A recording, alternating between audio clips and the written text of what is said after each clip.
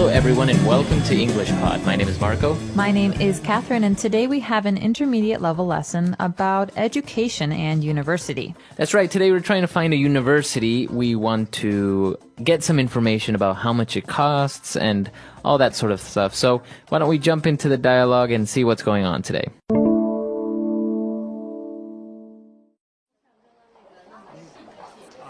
I've never heard of Amline College. Could you? Of course, sir. Let me give you a brief overview. Amline College is located in the center of New York City. The school covers a wide range of academic subjects, and 80% of the courses are transferable to other state universities. And last year, Amline College was ranked #1 in terms of graduate employment.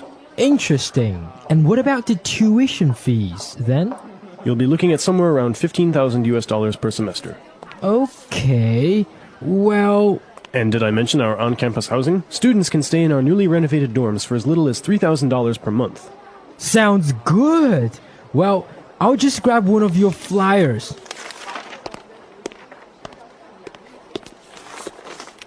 Sir, you got the wrong flyer. Sir! Sir! All right, we're back. So now let's take a look at some language on Language Takeaway. Language takeaway. So first up, Marco, we've got this word transferable. In the dialogue, the representative from Amline College said that 80% of the courses are transferable to other universities. Okay, so before we talk about transferable, what is the difference here? We have two words, college and university. So why is he saying that you can transfer your courses from Amline College to another university?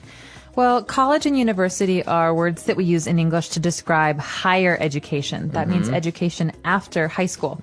And a college is usually just for bachelor's students who are doing their first 4 years out of high school. But a university is it's usually a larger institution that has bachelor's degree students as well as master's degree students and PhD candidates. And so while a college is for 18 to 22-year-olds, a university can have students of all ages who are doing sometimes very advanced degrees, like postdoctoral work. Okay, very interesting. And so this is why the person mentions that 80% of the courses are transferable to other state universities. So transferable means that you can transfer, you can move to another university. So everything that you've studied, you can take with you. That's right. So a lot of people like to start at a college or vice versa. They like to start at a big university and transfer to a college. And so it's important to know that your courses can be transferred as well. So if I studied Spanish for 2 years, I can transfer I can transfer those courses to my new school. Right, so you don't have to start over. Right. Okay, very good. And, well, obviously one of the big questions when you're picking a university is the tuition fee. So tuition is the amount of money it costs to attend a university for usually a year. Tuition fees is the actual money you have to pay. So you can say, I can't afford my tuition fees this year, so I will be getting a part-time job. Okay.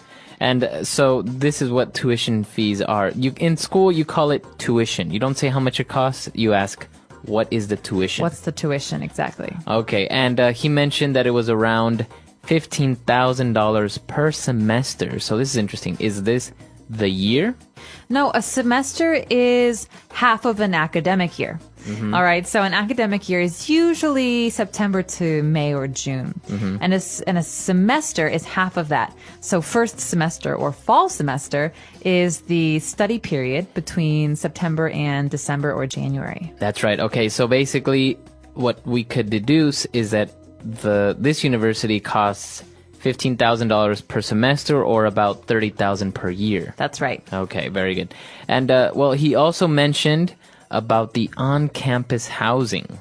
All right, so on campus is pretty straightforward. It means that this housing option where you live and sleep is on the campus. And a university campus is not one building, it's many, many buildings together. Sometimes there are classrooms and there are laboratories and there's a cafeteria, but there's also housing. And most housing comes in one style. What's the style they mentioned in today's dialogue? A dorm. This is where university students usually live if they live on campus. They have dorms. So dorm is short for dormitory, and it basically means that it's an apartment building for students or even sometimes workers that's very close to where they'll be studying or working. So what is the difference between a dorm and an apartment? Well, I can give you an example. Some dorms are very fancy, but my dorm at university was very simple. So I lived in one bedroom with another girl. There were 2 beds and no bathroom. And so everyone on that floor of the building shared bathrooms. And the bathrooms were, there's 6 showers and 4 toilets or whatever. Okay, very good. Yeah, I think this is the main thing with a dorm is usually you don't have a kitchen, you don't have usually your own bathroom, and so it's just basically a room and a bedroom, and then you share everything else with other people. All right, very good. A lot of great things related to college. I think this is very good vocab for you, especially if you're considering going to college or something like that. Especially if you're considering going to college or maybe you want to continue your studies. So why don't we go back, let's listen to this dialogue again, and we'll be back with Fluency Builder.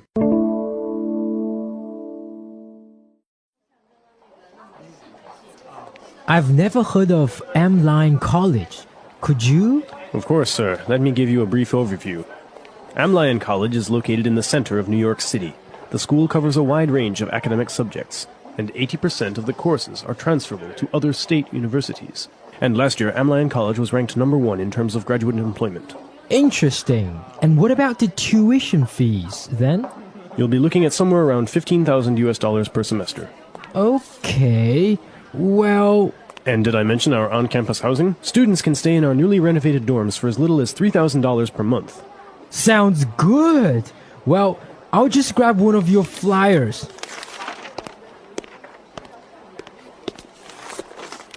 Sir, you got the wrong flyer. Sir! Sir! All right, we're back. So now let's take a look at these 3 phrases we've picked out for you on Fluency Builder. Fluency Builder. So again, when the person who was speaking for this college was describing it, they said that the school covers a wide range of academic subjects. Now, this phrase, wide range, is something you'll hear in a lot of different contexts. What does it mean, Marco? That's right. It means that they have a variety, a very big variety of subjects. So they don't only focus, for example, on business. They may have arts, they may have engineering, business, etc. So if you're studying at a university and they offer one course, they offer English, is that a wide range of subjects? No, that's not a wide range. So basically a wide range of subjects would be that you can have many, many, many choices. Okay. Well, after that, we also had a great phrase when we were discussing tuition fees. So the visitor asked, what about the tuition fees? And the answer was, you'll be looking at somewhere around $15,000 US. Now, you'll be looking at is a very, very strange phrase, right? Well, it's not strange, but it might sound strange to non-native English speakers. It's actually a very common phrase, especially when you're talking to salesmen. They don't want to say you'll have to pay or you have to pay or anything like this. They'll say, well, you'll be looking at somewhere around $15,000. And that means you are expected to pay this amount of money. But they don't really say pay. So this is the key thing. All right. So this is the price. This is the price tag. And this is something that, like you're saying, salespeople say so that you don't have to say, well, the price of this is $30,000. So another good context for this phrase would be like a car dealership. If I'm buying a car and I see a beautiful new Ford Mustang, and I say, well, how much does this cost? What would you, as the car dealer, say? I'll say, well, you'll be looking at around $30,000. I don't know. That's right. So this is a way of saying you'll have to pay. And well, the guy wasn't really convinced. I think it was kind of expensive because dorms were also $3,000 per month. So he was like, well, sounds good. Well, I'll just grab one of your flyers. All right, so this phrase "sounds good" is something that English speakers use all the time. I personally use it very, very often, and it's another way of saying okay. Yeah, so if you agree with someone, you say sounds good. So should we meet at 7 for the movie tonight? Yeah, sure, sounds good. All right. It's another way of saying yes, good, okay, very well. That's right. So sounds good. Great stuff. Why don't we take a break? Let's listen to everything one more time, and we'll be back in a bit.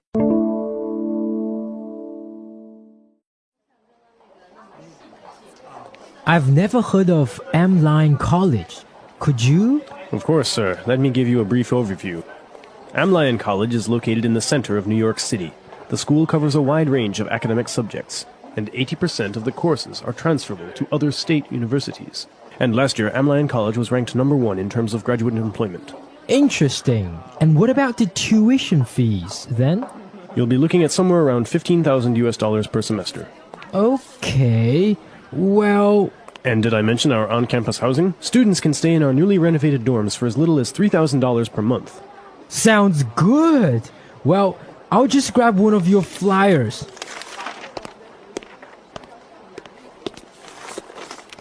Sir, you got the wrong flyer. Sir! Sir! All right, so universities in the United States, they're infamous for being very expensive. That's right. And so we discussed the difference between colleges and universities, but I think it's important to also talk about the difference between public and private schools.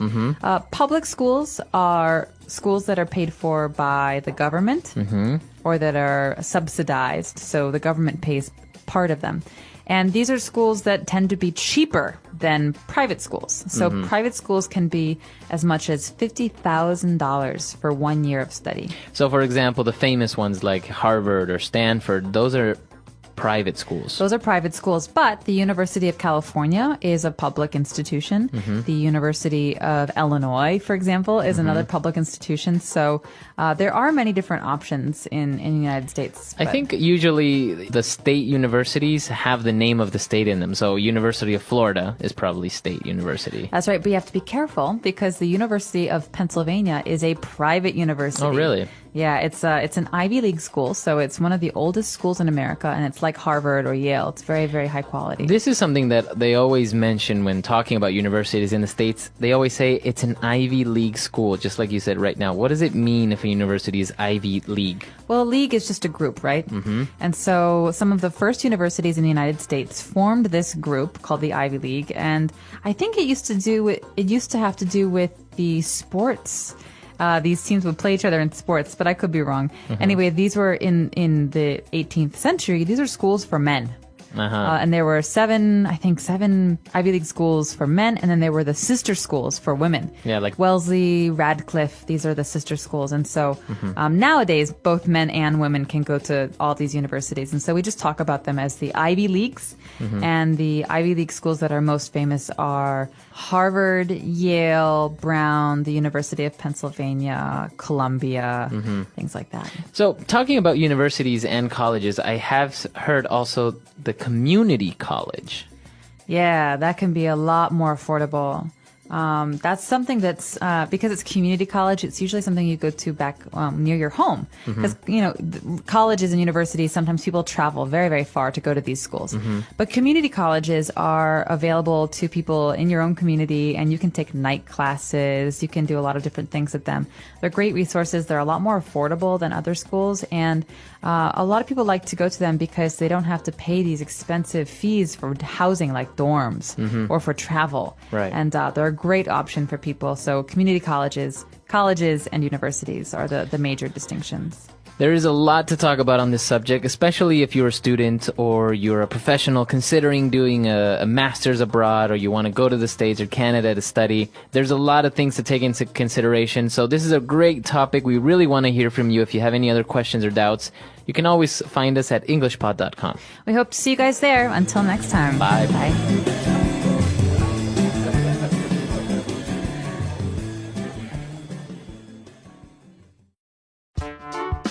The English Pod Audio Review.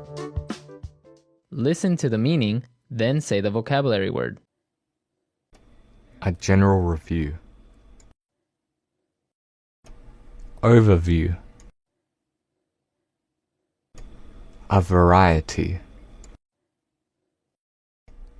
Wide range.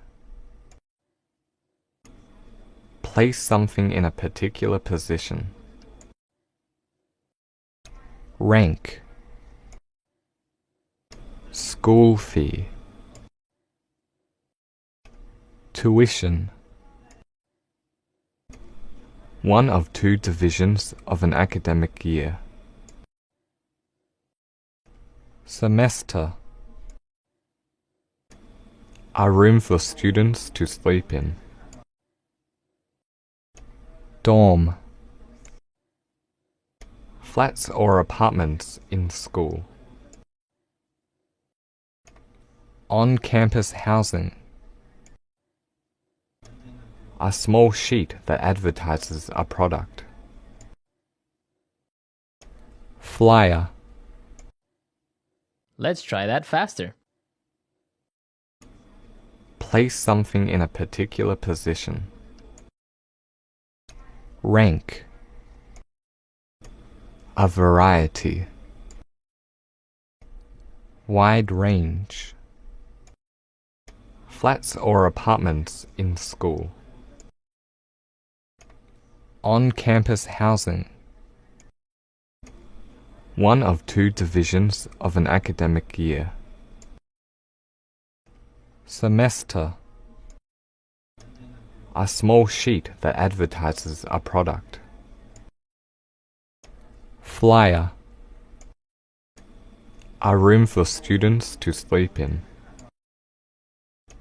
Dorm. School fee. Tuition.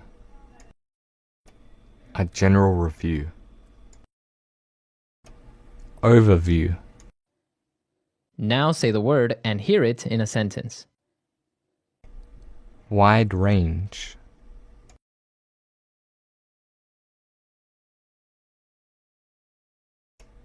Our company offers a wide range of delivery services.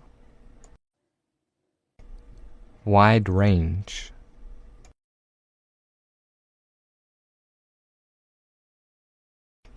This ice cream place has a wide range of flavors. Wide range.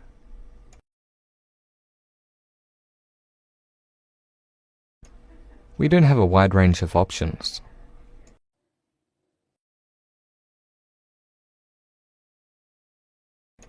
Are these courses transferable?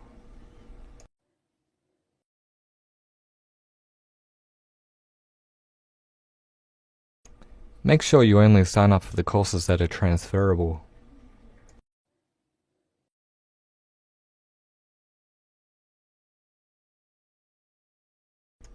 The courses weren't transferable, so I had to retake 5 classes. Rank.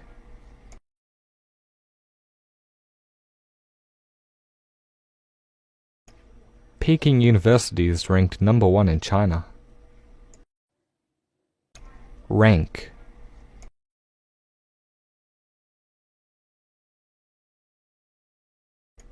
How is this university ranked in terms of campus facilities? Rank.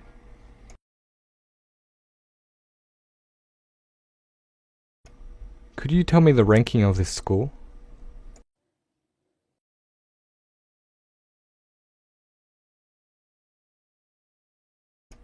Here is a list of academic subjects offered at this university.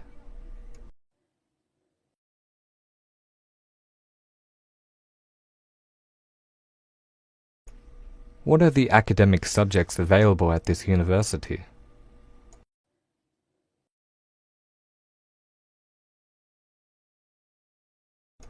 There are a range of academic subjects to choose from.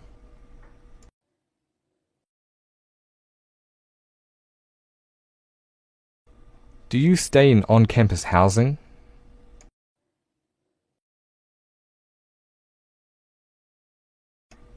I live off campus.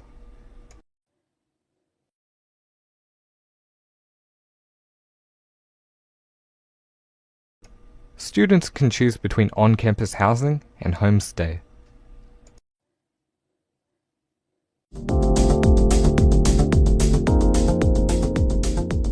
Hello, everyone, and welcome back to English Pod. My name is Marco. And my name is Catherine, and today we have a cold lesson. That's right. It's the winter season, and of course, it gets cold in a lot of different places around the world, and so we're going to talk about heating.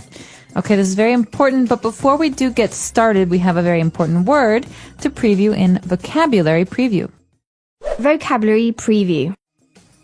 All right, so we're going to preview the word freezing. It is freezing today, by the way, so this is very appropriate. Freezing means very, very, very cold. Okay, it is freezing. Okay, so it's very cold. It's freezing today. It's so cold, in fact, you can't have water outside because the water will become ice. It will freeze. Okay, great word. So let's listen to our dialogue for the very first time.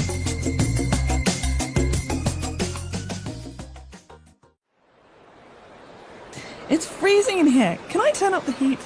Don't touch that thermostat. You don't pay the bills around here. Dad, are you serious? What's the point of having central heating if we can't use it? Look, I can see my breath. Put on a sweater. I'm not gonna let you run up my heating bill just because it's a bit chilly. Dad, I'm gonna catch a cold. When I was your age, my parents didn't have central heating like you do. We had a furnace in the center of the living room and that was it. We used it to cook, heat the house, and even dry our clothes. We never caught a cold. You should be grateful. All right, we're back, and this is actually what a lot of dads are like, I think, around the world. Yep, my dad definitely liked to keep the heat low Really? in our house. Yeah. All right, so we'll talk about that a little bit later, but let's take a look at some 4 words on language takeaway today. Language takeaway. Well, this first word is important for anyone who has a home with heating. It's called a thermostat. All right, a thermostat. What is a thermostat? A thermostat is a dial or a device. device on the wall that tells you how hot or how cold the house is. It's like a thermometer for your house. Okay, so you can move the thermostat, the temperature, to make the house warmer or colder, right? Right. So if it says it's 20 degrees and I think that's too cold, I can turn the thermostat up to 23 degrees. All right. And, very much related to a thermostat and what this device does is our next word, central heating. Right. So if you have central heating, you have a thermostat. That's the way to control the heat. And central heating means that you have one heater for the whole house. And so the air comes into all the different rooms. So not many places in China have this, but for example, in the United States and Canada, it is very common. Okay, so your house or your apartment building will have central heating, and then you can control how cold or warm the house is with thermostats. Exactly. Very good. And well, our next word is related to temperature, and it's chilly. Chilly. Okay, so there's a big difference between chilly and freezing. Freezing means very, very, very cold. Chilly means a little cold. Right. So it's a little cold. It's a bit chilly. Right, so it's a bit chilly today. I'm going to wear a hat. Okay, if it's freezing, I'm going to wear a hat and mittens And and a coat. scarf and coat and boots. All right. So if it's a bit chilly, it's not very cold. And well, moving on, the dad mentioned about him having a furnace when he was young. That's right. The dad had a furnace in his house, and the furnace is a way to heat your house. It's like a stove. So yeah, just consider it like a big oven, right? Maybe you've seen it in the old movies where you would have to throw firewood into the furnace to make it heat up the house. Exactly. And so this is very common in older homes and not very common in apartments. Right. And well, that's all the words we have for language takeaway today. Why don't we listen to this chilly dialogue again?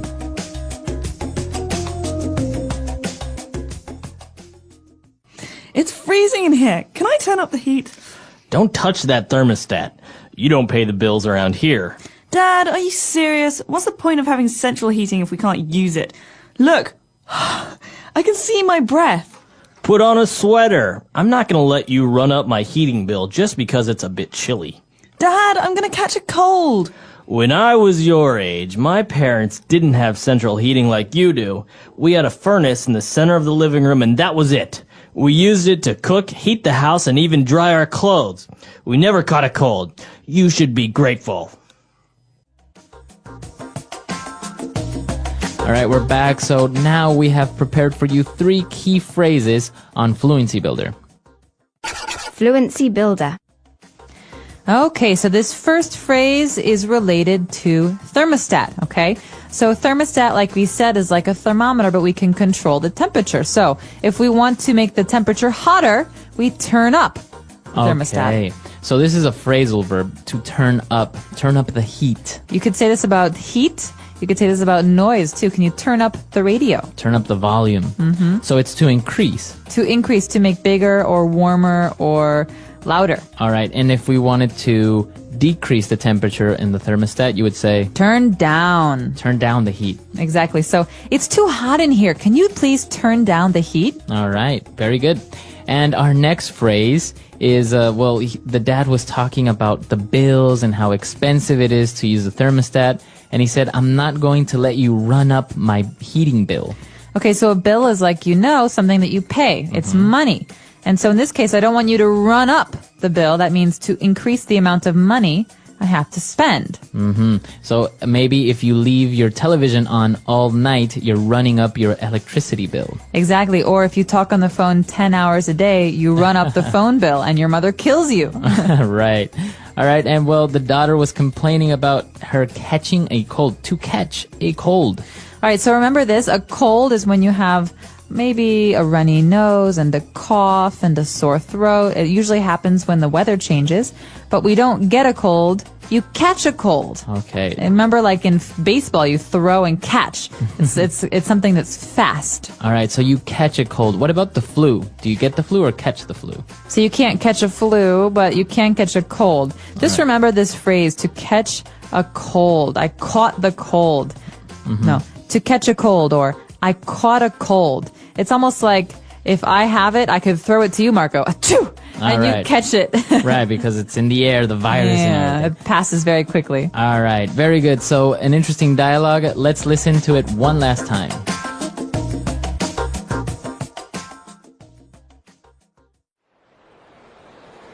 It's freezing in here. Can I turn up the heat? Don't touch that thermostat. You don't pay the bills around here. Dad, are you serious? What's the point of having central heating if we can't use it? Look, I can see my breath. Put on a sweater. I'm not gonna let you run up my heating bill just because it's a bit chilly. Dad, I'm gonna catch a cold.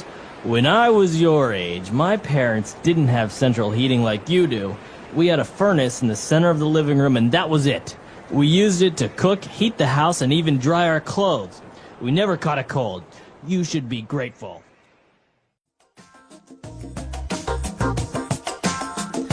All right, we're back, and you mentioned about thermostat and your dad actually controlling the heating at home. Was this the case like this in this scenario? It was sometimes would have to wear more clothes because we didn't want to run up the bill. But we had a special situation in my house because I'm from Chicago and it's very cold in the winters in Chicago, but we had a fireplace. Okay, so even if it was very cold, we always had firewood and we could put on the fire in the fireplace to keep warm. So everyone would stay in the living room and read and listen to music and just, relax. Now, I heard that because, when you're burning wood, it causes some pollution. In some cities, it's banned, right, to actually turn on to have a fireplace. That's right. Mm-hmm. Yeah. So, but in Chicago, you can still do it. Absolutely. And in most of the states, you can. Although a lot of people in new houses, they don't have real fireplaces. They have electric fireplaces. And so you can use a light switch to turn on your fire. It's not a real fire. It's just a glowing fancy light. Yeah. All right. Well, very good. This is an interesting lesson, especially because the winter season is coming up and, everyone is cold. So we hope you enjoyed it. Heating. Understanding warmth in our lives. This topic is about heating, and it is made to help people who are learning English at the elementary and intermediate levels. Heating is an important part of life, especially in places where the weather can get cold.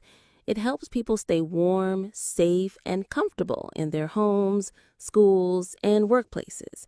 By learning about heating in English, learners can improve their vocabulary, understand how heating systems work, and feel more confident in everyday situations, such as asking for help with a heater or talking about the temperature. Heating is something we all use, but we don't often think about how to talk about it in another language. This topic gives learners the chance to build their English skills by exploring something useful and real. Through this topic, learners will practice reading, listening, speaking, and writing about heating in simple and clear ways. They will learn new words, phrases, and sentences that are used in daily conversations about warmth and heating. This is a practical and meaningful way to improve their English and use it in the real world. What heating is and why it matters. Heating is the process of making a place warmer, especially when the weather is cold. People all over the world use different kinds of heating systems in their homes, schools, and other buildings. Heating is not just about feeling warm and cozy. It is also important for health and safety. When the weather is cold, our bodies lose heat quickly. If we don't stay warm, we can get sick or feel very uncomfortable. Heating helps us keep our homes at a safe and comfortable temperature so we can sleep well, study well, and enjoy our time indoors. There are many different ways people use heating. In some homes, people use heaters that blow warm air. In other places, people may have radiators, which are metal parts on the wall that get hot and warm up the room. Some homes use wood or coal stoves, especially in small towns or villages. In very modern buildings, heating can come from the floor or from the walls. Some systems use electricity, while others use gas, oil, or firewood. Each type of heating works in a different way, and each one has good and bad points. Heating is also different in different countries. In cold countries, heating is very important and used for many months. People prepare for winter by checking their heating systems, buying fuel, and making sure windows and doors are closed tightly. In warmer countries, people might not use heating at all or only use it for a short time during the coldest months.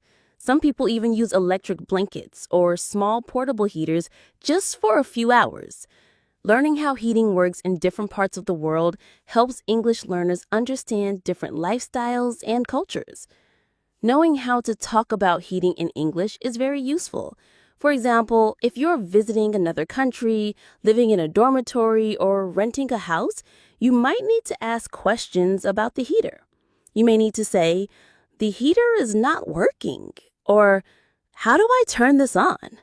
You may also need to understand signs, instructions, or labels on a heater. If the weather report says it will be very cold, you might talk about needing more heat. All these small conversations are part of daily life, and they help you stay comfortable and safe. Learning English through the topic of heating also gives you the chance to practice many useful words. Words like warm, cold, temperature, heater, fireplace, blanket, and thermostat are just a few examples. You will also come across verbs like turn on, turn off, adjust, increase, or fix. These are words that are used in many other situations too, not just about heating. So by learning this topic, you are also learning how to communicate in many parts of daily life. Talking about heating can also lead to other interesting topics like energy use, saving money, helping the environment, and how people in the past stayed warm without modern technology. It can help you ask questions like, how do we stay warm in a smart way? What are better ways to heat a house? How can we save energy and still feel comfortable? By deeply learning about heating, learners not only improve their English, but also understand an important part of everyday life. It helps them talk clearly about their needs, understand others better, and become more confident using English in practical and meaningful ways. Types of heating and the words we use. Heating is something that comes in many forms. Around the world, people use different systems and tools to stay warm during cold days and nights. Each type of heating has its own words, sounds, smells, and even feelings. For English learners at the elementary and intermediate levels, understanding the types of heating and the vocabulary that goes with them is a great way to build language skills while learning about real-life situations. Let's begin with central heating. This is one of the most common ways to heat homes and buildings, especially in colder countries. Central heating usually works by using a boiler that heats water. The hot water then travels through pipes to radiators in each room.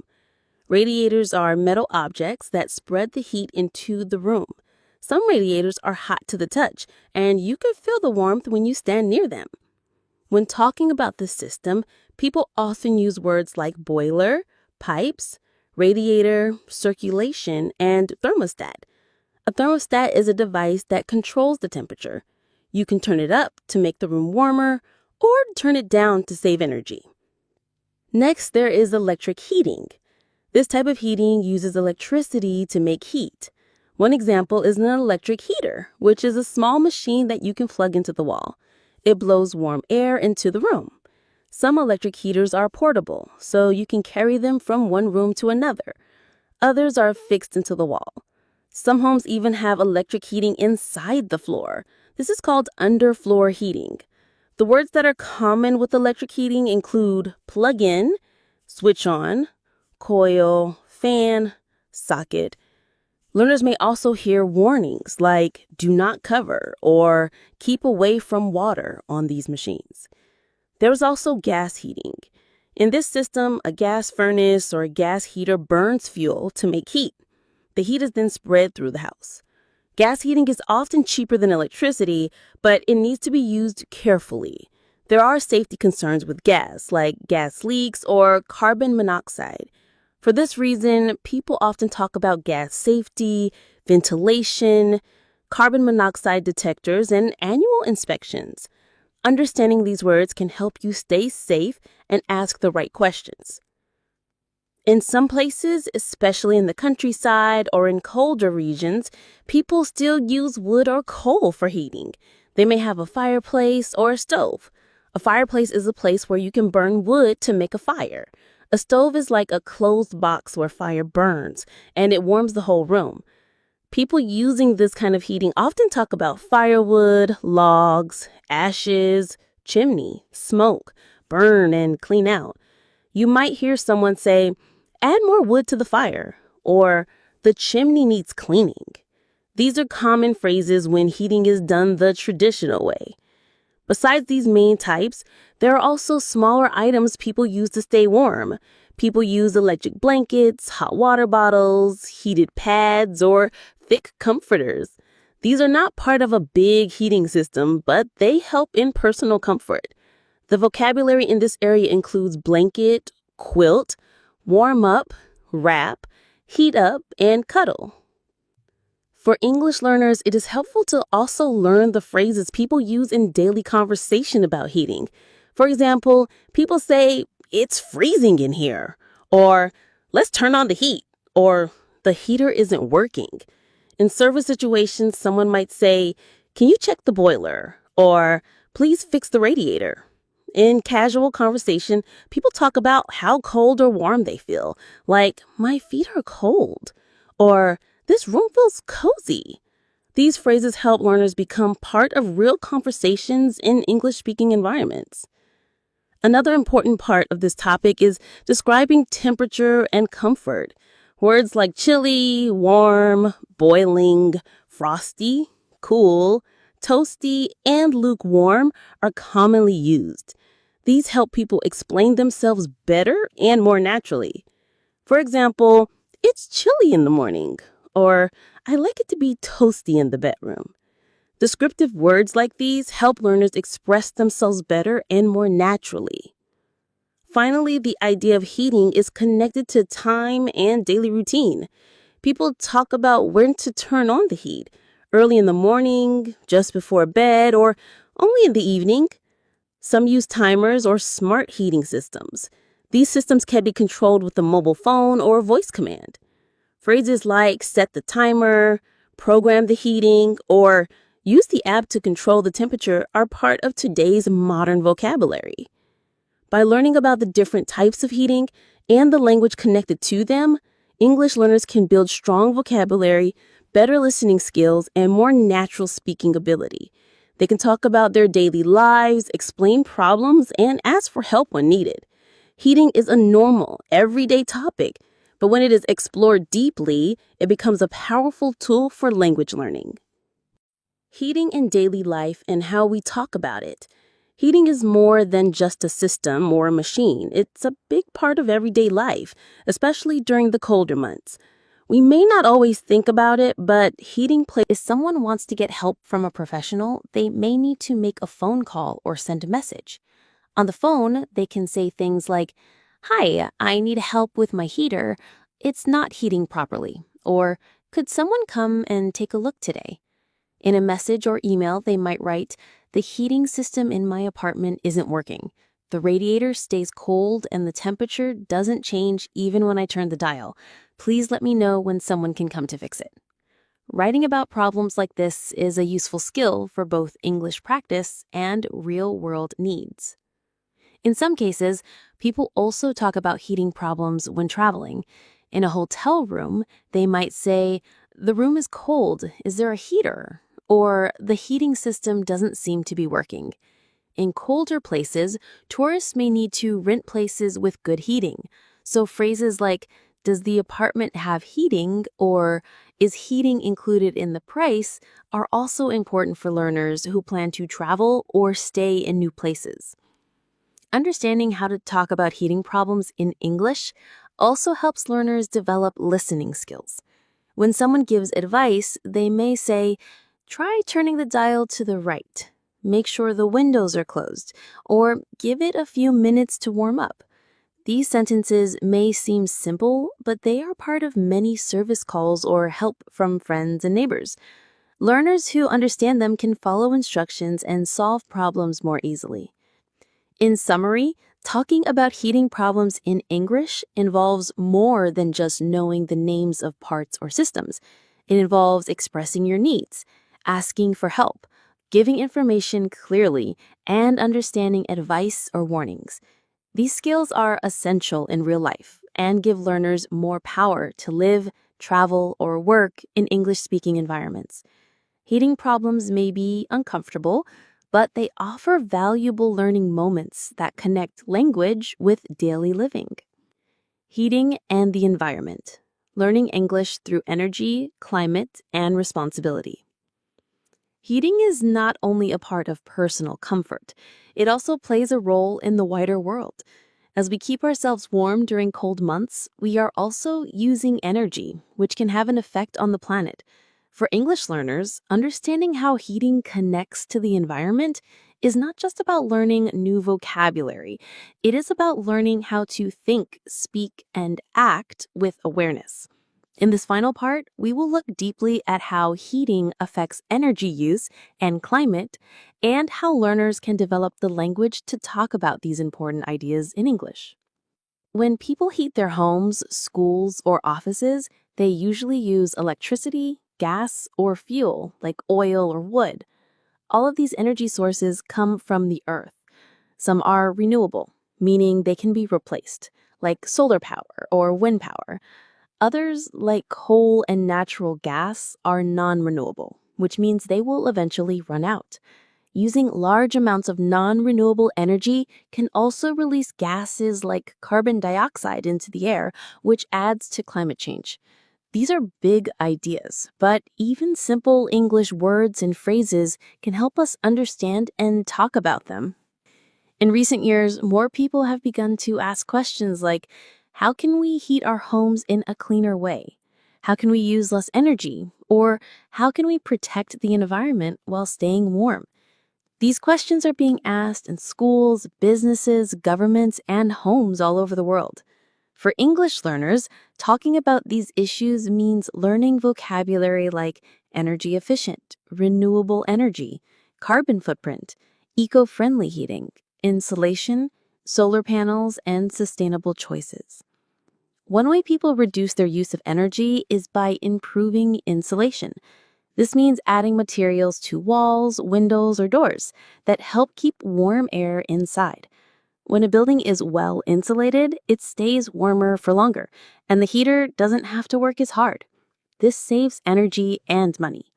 Phrases like energy-saving windows, double-glazed glass, and seal the drafts are useful for learners to understand when reading about or talking about ways to improve a home. Another way people use less energy is by switching to smart heating systems. These systems can be controlled by a smartphone or a timer.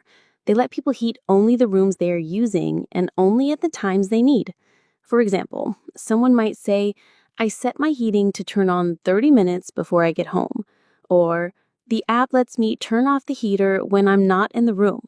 These are real-life examples of how heating is changing and how new language can grow around it. Solar heating is another topic that combines heating and the environmental care. Solar panels can collect the sun's energy and use it to heat water or air inside a building. This kind of heating does not create pollution and can be used in many places around the world. Learners can use phrases like solar-powered, natural heating, clean energy, and green technology to describe these systems. Even if a learner doesn't use solar heating personally, they can take part in global conversations about new technology and environmental hope. There are also smaller changes that people can make to use less energy.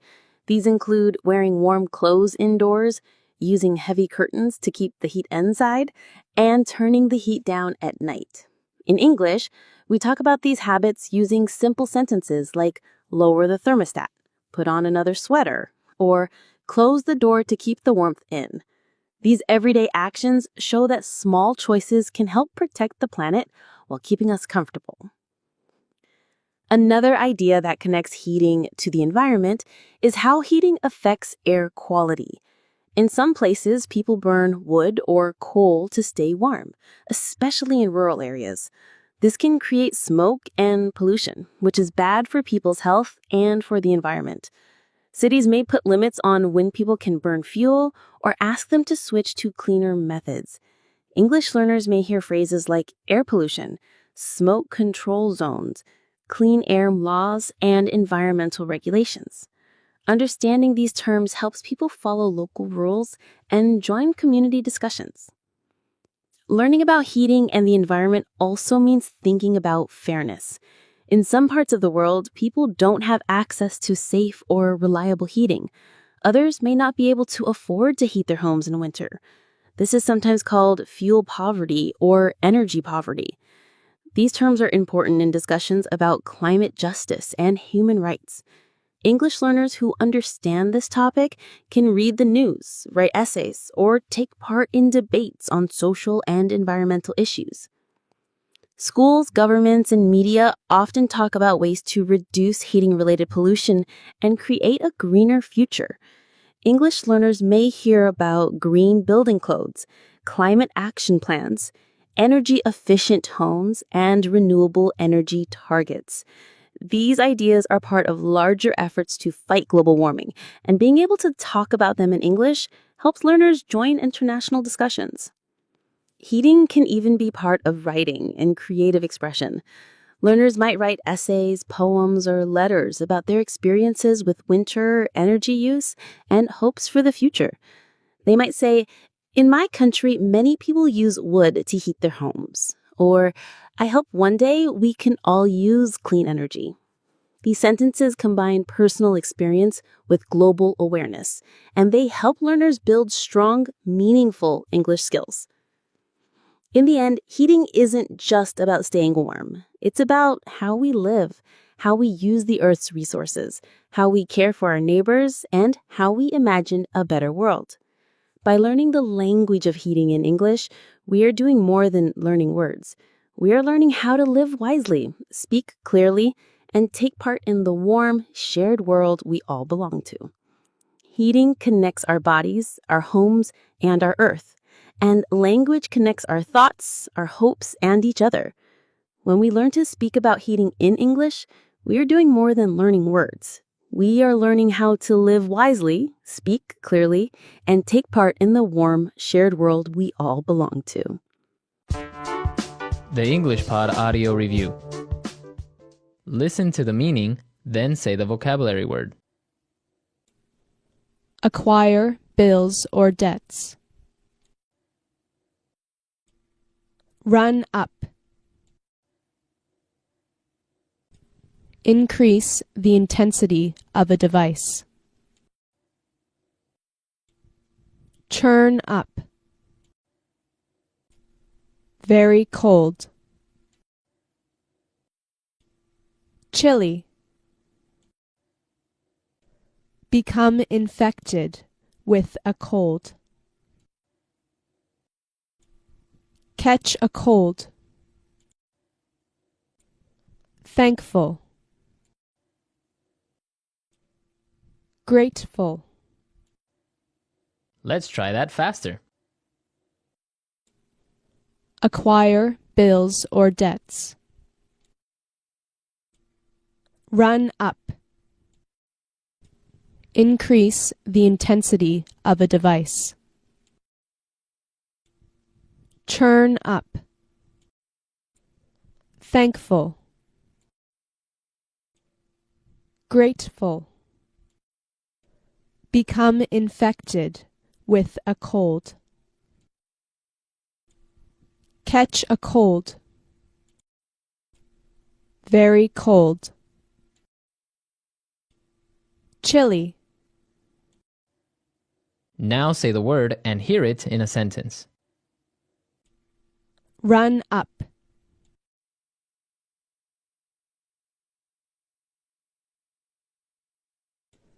He ran up a very expensive tab at the local bar. Run up.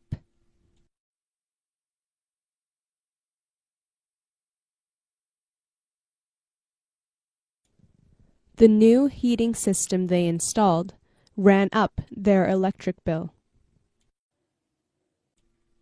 Run up.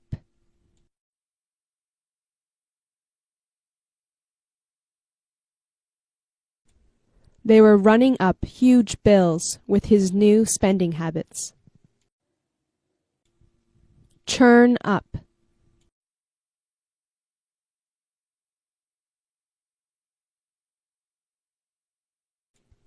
Honey, could you please turn up the heat?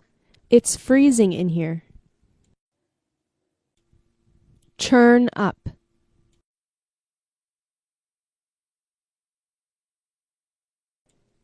I need to churn up the heat or I'll freeze. Churn up.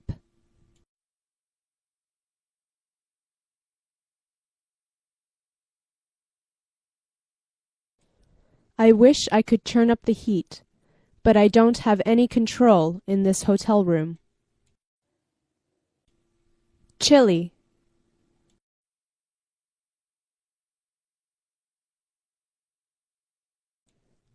It's starting to get a little chilly in here. Chilly.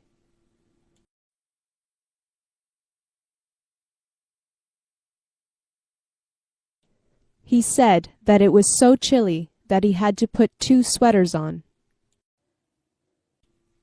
Chilly.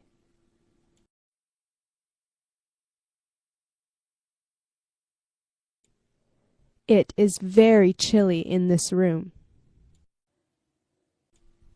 Catch a cold.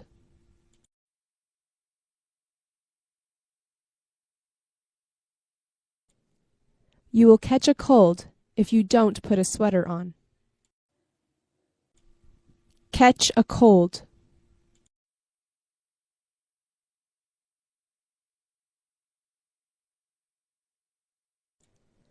My friend Amy caught the flu and had to stay home for a week. Catch a cold.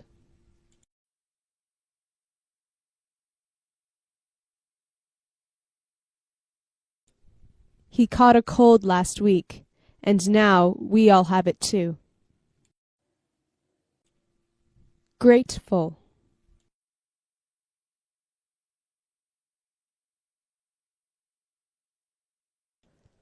I am so grateful that the police came just in time.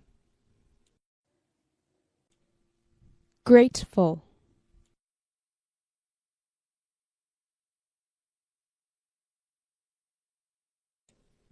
He was so grateful that he could finally see his daughter again. Grateful.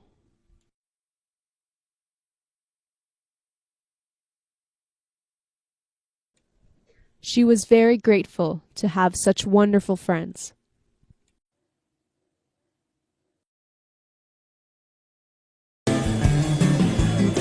Hello, everyone, and welcome to English Pod. My name is Marco. And my name is Catherine, and today we're going on a little driving lesson. That's right, we're going to learn how to drive, but not only how to drive, but all the vocabulary and words associated to this activity.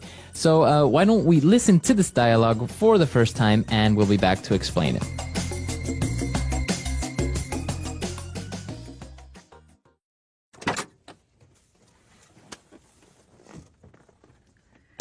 Okay, I'm ready for my driving lesson. Should I start the car? Hold on there, Fittipaldi. First, let's go over things one more time. Now, before you even think of starting the car, make sure your seat is at a comfortable position and you can grip the steering wheel firmly. Next, check your rear view mirrors to make sure you can see properly. We've been through this a million times. Let's get going already. I'm ready. Fine. Start the car. Okay, now gently step on the clutch and shift to first gear. Good. Now accelerate gently and let go of the clutch as you do it. There we go. Good. I'm doing it. I'm driving. This is awesome. Let's turn some music on. Keep your eyes on the road. No music. We are coming up to a red light. Step on the brakes. What are you doing? I said the brakes. Look out for those people. Get off the sidewalk. Get out of my way! Oh, this is just like playing video games. It's the police! Pull over. They'll never take me alive!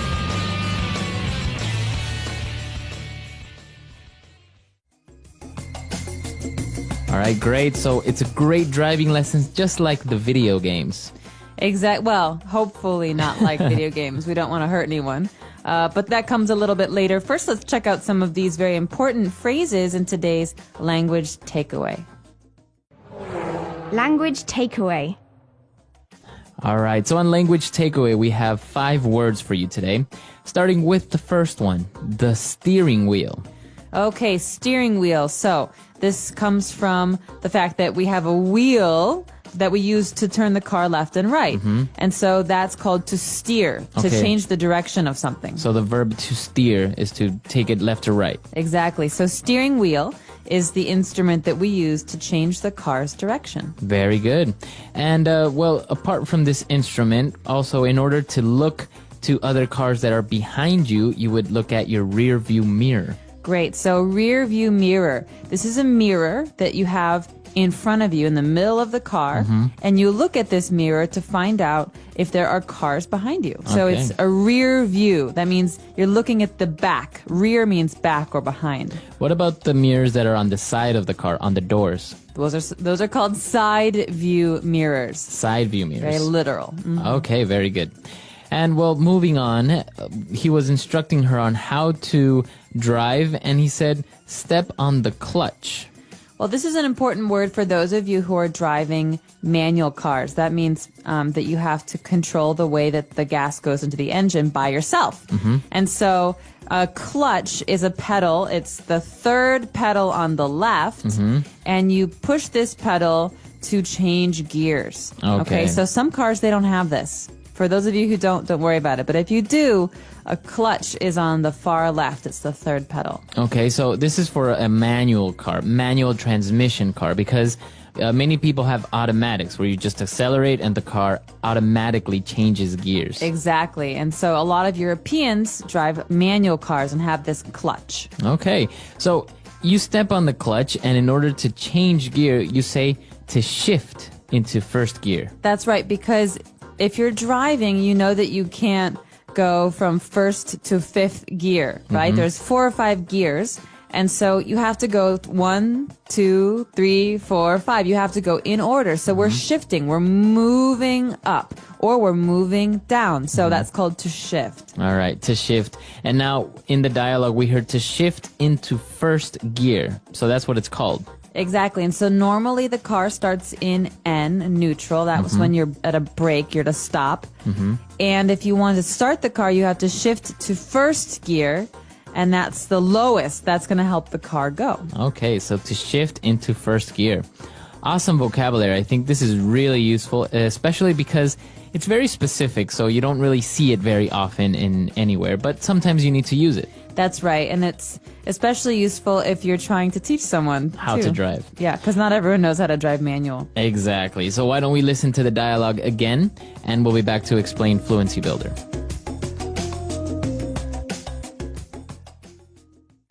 Okay, I'm ready for my driving lesson. Should I start the car? Hold on there, Fittipaldi. First, let's go over things one more time. Now, before you even think of starting the car, make sure your seat is at a comfortable position and you can grip the steering wheel firmly. Next, check your rear view mirrors to make sure you can see properly. We've been through this a million times. Let's get going already. I'm ready. Fine. Start the car. Okay, now gently step on the clutch and shift to first gear. Good. Now accelerate gently and let go of the clutch as you do it. There we go. Good. I'm doing it. I'm driving. This is awesome. Let's turn some music on. Keep your eyes on the road. No music. We are coming up to a red light. Step on the brakes. What are you doing? I said the brakes. Look out for those people. Get off the sidewalk. Get out of my way. Oh, this is just like playing video games. It's the police. Pull over. They'll never take me alive. All right, we're back. So now why don't we take a look at 4 key phrases in Fluency Builder. Fluency Builder. Well, the first phrase is maybe the most important when driving. It's the first thing you do. You start the car. All right, so you don't say you turn on the car, right? No, so you put the key in the ignition and you start the car. That means you turn it on. What about when you want to turn off the car, turn the car off? You say stop the engine. Stop the car. Stop the car. Stop the engine. Stop the engine, right? All right, very good. Moving on, our next phrase is a million times. Why is this a phrase, a million times? It's pretty literal, right? We've been through this a million times. Well, no, it's not literal. Otherwise, I think I might kill the person. Because a million times means that we've had this same conversation many times. But you can't actually have it a million times. That's way too many. So it's an exaggeration. Yeah, it's a way to say a lot. So a lot. I've heard him say this a million times. I've heard this story a million times. Or I've done this. I've turned the car on a million times. Okay, awesome. And now, well, they were driving and they heard a police siren and the guy told her to pull over.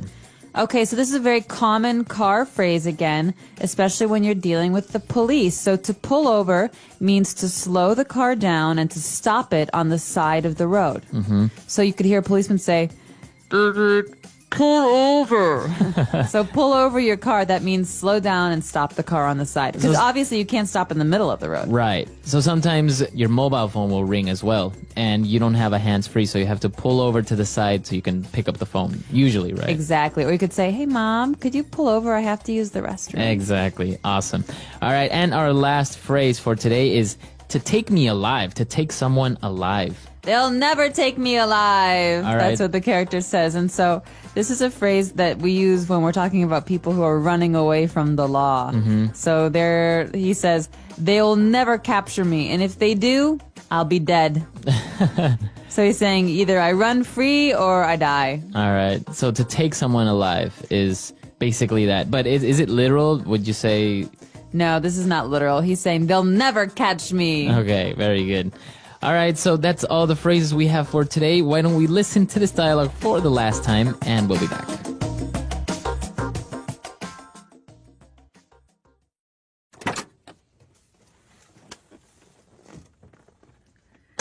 Okay, I'm ready for my driving lesson. Should I start the car? Hold on there, Fittipaldi. First, let's go over things one more time. Now, before you even think of starting the car, make sure your seat is at a comfortable position and you can grip the steering wheel firmly. Next, check your rear view mirrors to make sure you can see properly. We've been through this a million times. Let's get going already. I'm ready. Fine. Start the car. Okay, now gently step on the clutch and shift to first gear. Good. Now accelerate gently and let go of the clutch as you do it. There we go. Good. I'm doing it. I'm driving. This is awesome. Let's turn some music on. Keep your eyes on the road. No music. We are coming up to a red light. Step on the brakes. What are you doing? I said the brakes. Look out for those people. Get off the sidewalk. Get out of my way. Oh, this is just like playing video games. It's the police. Pull over. They'll never take me alive.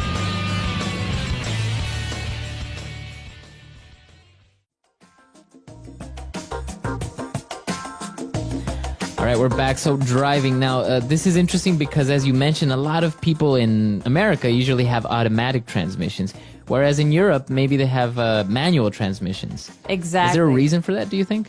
I'm not sure what the reason would be. I think a lot of American car makers manufacture more automatic cars in general. Some people say that it's because people in America are less concerned with gas, but if you have a manual transmission, you can actually conserve a bit of gas. And so because gas prices in Europe are higher generally, more people are interested in having manual transmissions. Also, I remember when I was younger, my dad always bought cars that had a manual transmission because he said that if ever they break down, it's much easier and cheaper to fix in a car that has a manual transmission than it is to fix an automatic one. That's right. Well, and I personally think that it's better to learn how to drive on a manual transmission car because you can drive any car afterwards. But if you learn an automatic, you'll never know how to drive a manual.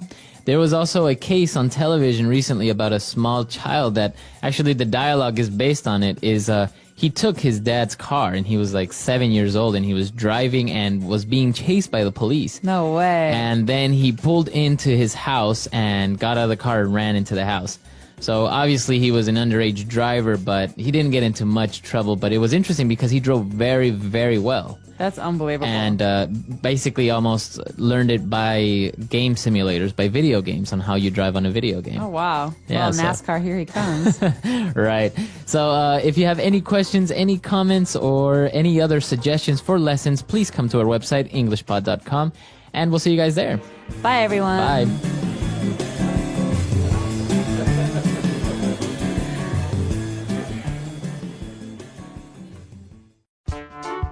The English Pod Audio Review.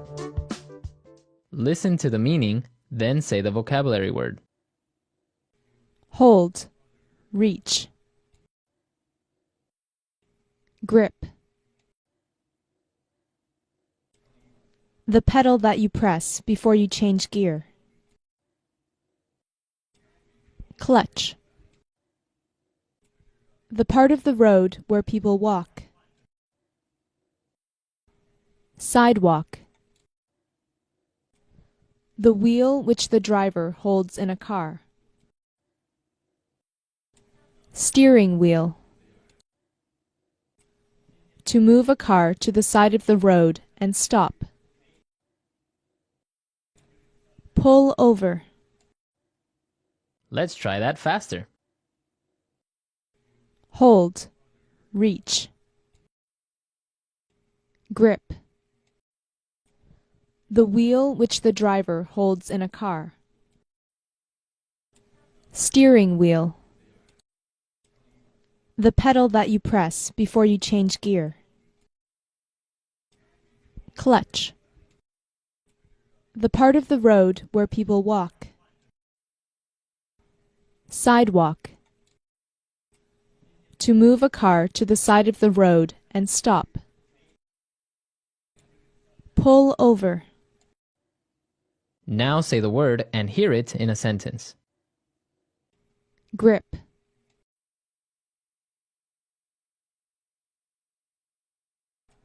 I have a bad grip when it comes to holding on to things. Grip.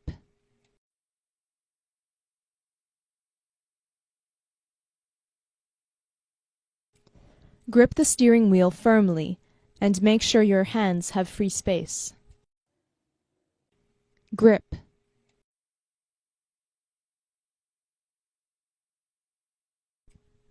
What, are you crazy? Get a grip. Clutch.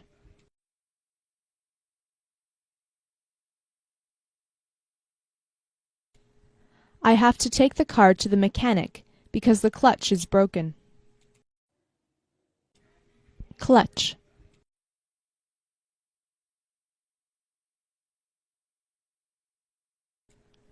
Remove your foot from the clutch very slowly as you accelerate. Clutch.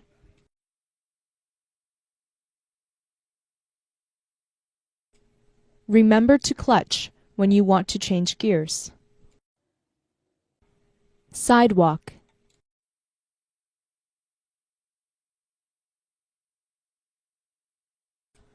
I hate it when people ride their motorcycles on the sidewalks. Sidewalk.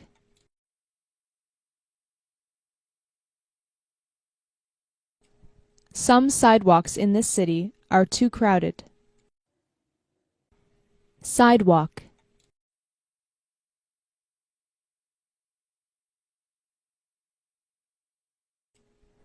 I slipped and almost broke my leg in that sidewalk right there. Steering wheel.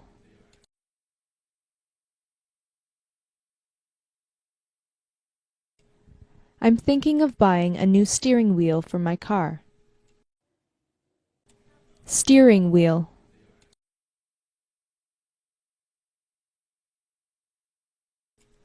The steering wheel of the car just came out. Steering wheel.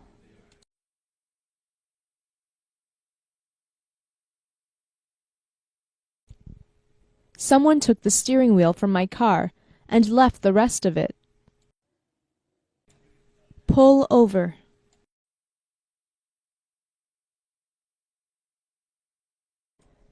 He should have pulled over, but he didn't. Pull over.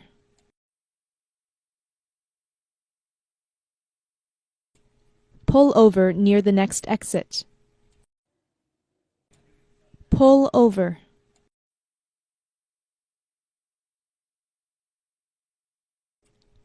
Whatever you do, don't pull over.